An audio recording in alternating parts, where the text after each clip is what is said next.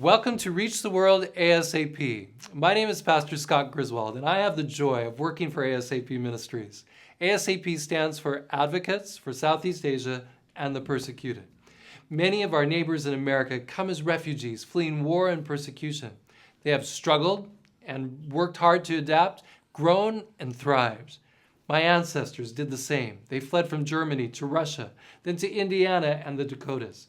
Have you ever thought about Jesus being a refugee? At an extremely young and vulnerable age, he was picked up from wherever he was sleeping and rushed away by his parents to travel across the desert to Egypt. They were fleeing a murderous king. And so there they were, in a new country, far away, in extremely different culture. It must have been very hard. So Jesus knows. He understands what refugees go through today as they come from all around the world.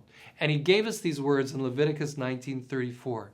The stranger who dwells among you shall be to you as one born among you, and you shall love him as yourself, for you were strangers in the land of Egypt. I am the Lord your God. God gave us clear directions on how to treat refugees, the same as locals, same opportunities in love, same laws. We should love them as we love ourselves. But how to do this practically?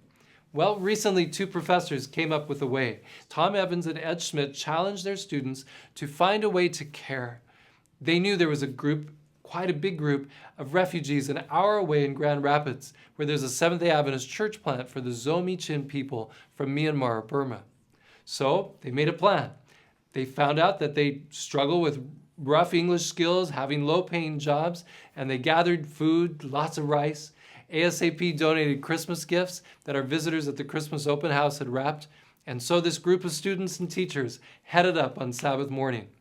Their guests welcomed them with Burmese donuts and then sent them out to visit the refugees and take them the gifts. After that, they were able to have lunch at the pastor's house and join in with the worship that the church puts on every afternoon.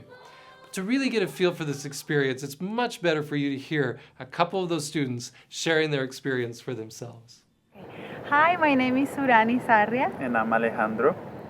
We had a beautiful experience today. We visited some refugees from Thailand, and they are Buddhists. And we just want to share with you what a wonderful experience we had. So we were able to share with a family of six people, and beautiful husband, wife, and 4 kids. Mm-hmm. They have been here for 4 months, so they don't speak English yet. The husband is working, the wife stays at home with the kids. And I guess we just want to share with you some of the things that we enjoyed the most during our visit there. So the culture is different, you know.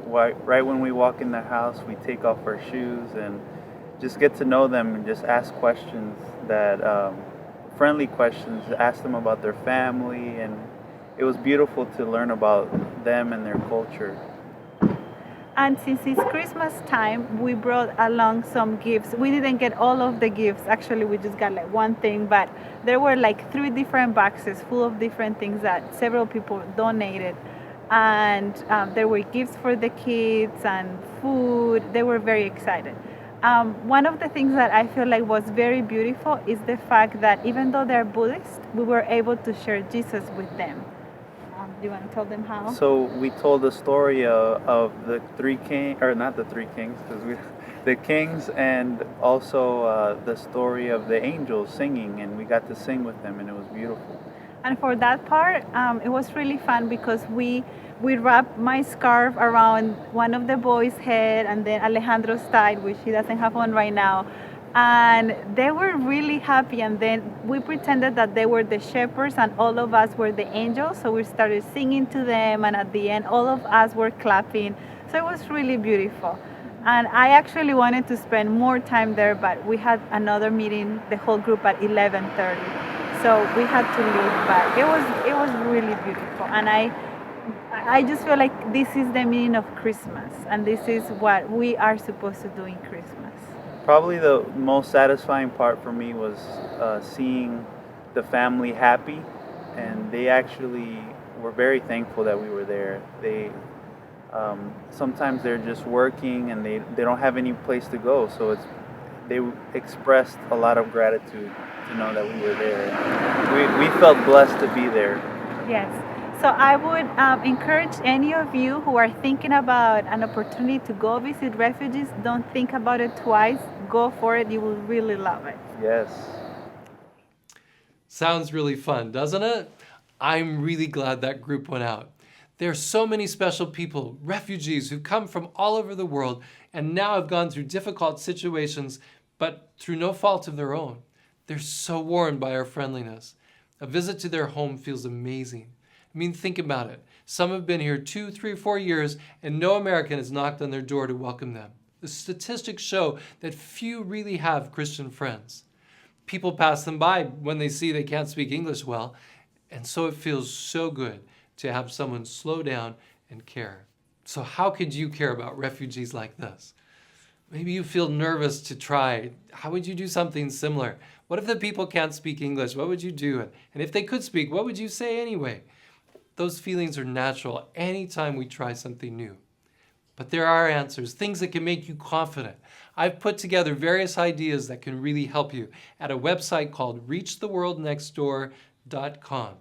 There are conversation starters to get you talking and activities you can do to follow up. One of the simplest things is to go to the internet and search for a refugee resettlement agency. They'll train you. They'll even go out with you the first time. Or you can call me up and I'll walk you through the first steps. I know it will be worth all your effort because the encouragement you'll provide for refugees will be tremendous. And I'm confident it will richly bless you and your friends and family who you get to go out with you.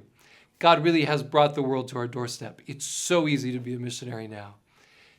Maybe you can't go, or you simply can't find any refugees around you, but you want to contribute to such a project. Go to asapministries.org and look in the gift catalog under Humanitarian where it says Provide Warmth to Struggling Refugees. That will be a big help.